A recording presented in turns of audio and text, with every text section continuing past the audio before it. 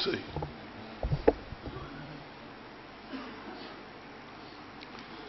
اجازت. لا حول ولا قوة الا باللہ العلی العظیم. اعوذ باللہ من الشیطان اللعین الرجیم. بسم اللہ الرحمن الرحیم.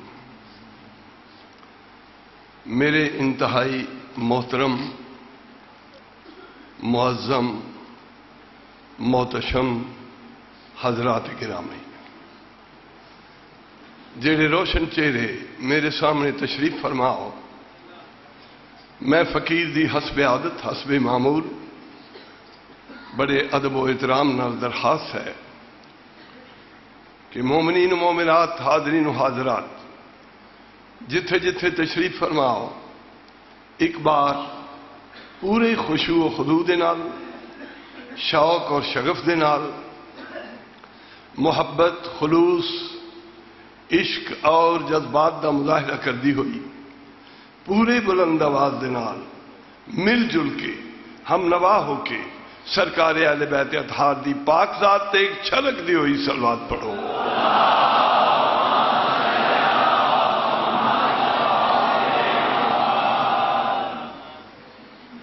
جس کی رگوں میں نسل امیہ کا خون ہو. گفتگو کا آغاز کر دیتا ہے، لہذا طوالت کا سبب نہیں بننا چاہ رہا. میری کیفیت کچھ ایسی ہے جس سے میں تھوڑا جہا ہونے میں عرض کر سا اپنے بارے سے کہ جس کی رگوں میں نسل امیہ کا خون ہو. پھر آخ رہے ہیں تاکہ مصرع ثانی تھوڑے دلوں کی گہرائیاں تک پہنچے کہ جس کی رگوں میں نسل امیہ کا خون ہو، اس کا کہاں ہے کام کہے یا علی مدد.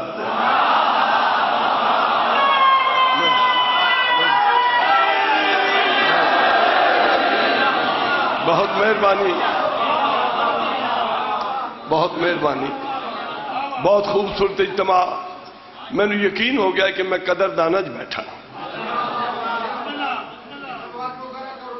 بسم اللہ عرض کر رہا کہ جس کی رگوں میں نسل امیہ کا خون ہو، اس کا کہاں ہے کام کہے یا علی مدد.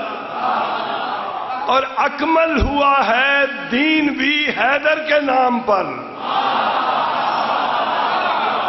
اکملت لکم دینکم، اکمل ہوا ہے دین بھی حیدر کے نام پر. مومن کا ہے سلام کہے یا علی.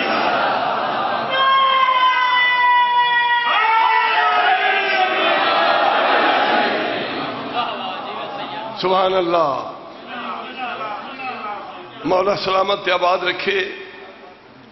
جڑے آج میرے مرشد علی تھوڑے میرے اور کائنات دے مرشد علی دی شان دے حوالے نال سوچ رہے ہیں، اس دی شان دیاں حداں تلاش کر رہے ہیں، انہوں نے میرا خطاب ہے، میں مخاطب ہاں اس قطعے وچ. سوچ، فکر. فکر میں نے سوچ، اب ایک لفظ استعمال کیتا ہے افکار. فکر دی جمع ہے یعنی سوچاں. ان توجہ رکھنا کہ آ سکتا نہیں وہ تیرے افکار کی زد میں.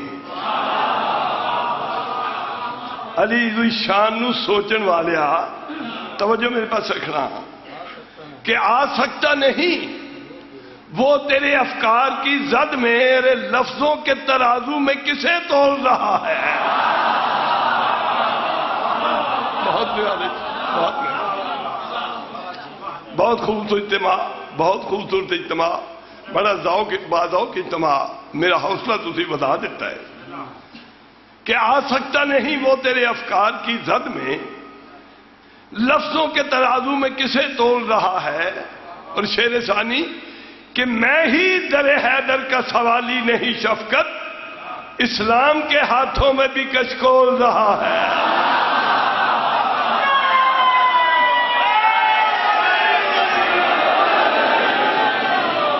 سبحان اللہ.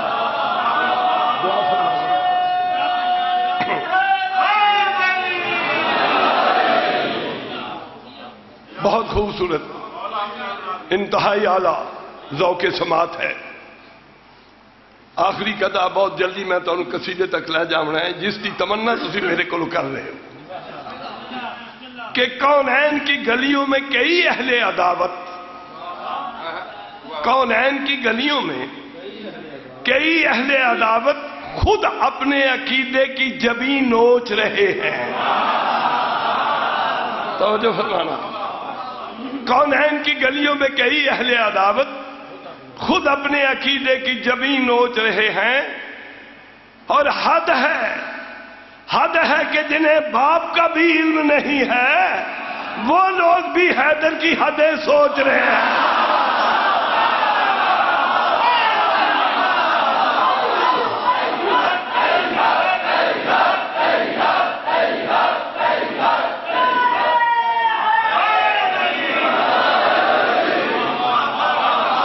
بسم اللہ.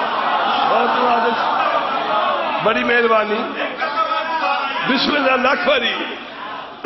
لکھ وری آخا کہ کونین کی گلیوں میں کئی اہل عداوت خود اپنے عقیدے کی جبیں نوچ رہے ہیں. وضاحت کی ضرورت نہیں، حالات حاضرت تو تسی خود آگاہ اور واقف جس میں میں چھیڑ رہا. خود اپنے عقیدے کی جبیں نوچ رہے ہیں. اور حد ہے کہ جنہیں باپ کا بھی علم نہیں ہے وہ لوگ بھی حیدر کی حدیں سوچ رہے ہیں.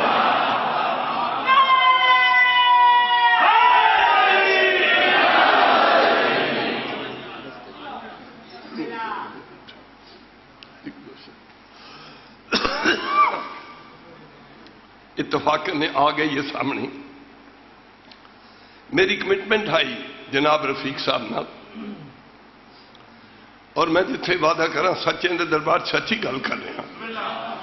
کیونکہ علماء کرام دی میرے خاندان دادے پر دادے تک علماء اور فقیہ گزرے نے. میرے بابا جان نے تفسیر قرآن ترجمہ قرآن دا تحریر کیتا جس نے علماء دے درمیان بڑی شہرت حاصل کی تھی بین الاقوامی سطح تے. میں علماء دی گودیاں وچ پرورش پان دی جتھے میں نے شرف حاصل ہے اس دے نال نال میں فقیر دے مچ تو بھی فیض یاب ہاں. تو پہلے دوستو سچے دے دربار سچی گل کرن دا عادی ہاں. کل میرے غریب خانے تے بھی مجلس آئی، مجلس اعزا آئی، سالانہ میرے کزن دی برسی آئی. میں گھر موجود ہاں. کل قریباً صبح 10-11 بجے کوئی مینوں الرجی ہوئی. الرجی ہوندی ہے کوئی ڈسٹ دی وجہ تو یا کوئی خوشبو جڑی ناپسندیدہ ہوئے یا دھوڑ وغیرہ ہوئے تو اس دے نال الرجی ہو جاندی ہے. کچھ میرے سن بھی عمر رسیدہ میں بندہ ہے قبر دے قریب تارا ہون.